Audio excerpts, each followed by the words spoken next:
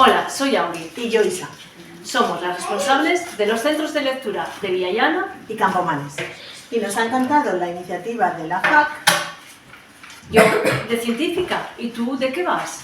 y lo hemos adaptado a nuestro camisibay particular. Nuestro pasafuelles. Y hemos tomado la identidad de Hipatia de Alejandría. y Marie Curie. Allá vamos. ¿Cómo me llamo? María Salomea Sklodowska. ¿Conocéis a alguien así? Sí. ¿Quién? No me acuerdo el nombre.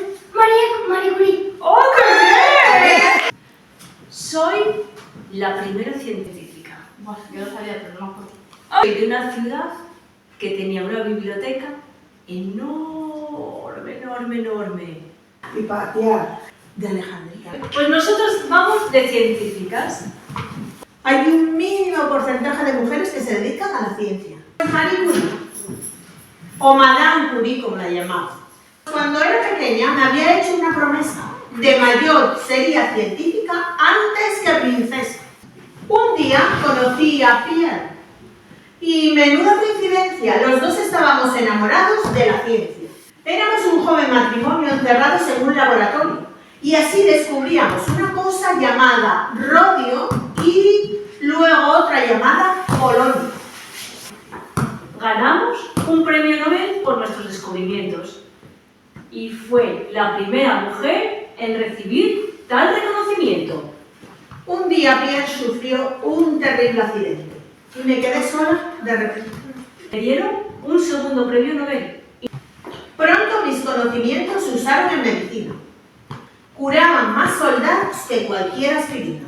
Acabó la guerra y desde su instituto parisino ayudó a muchos niños a seguir su camino.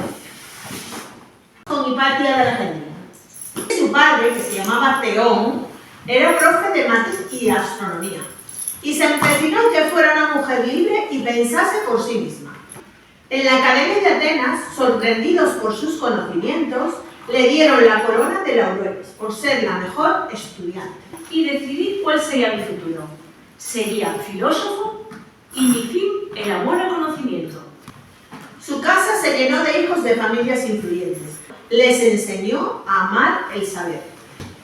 Además de filosofar, también se atrevió a inventar.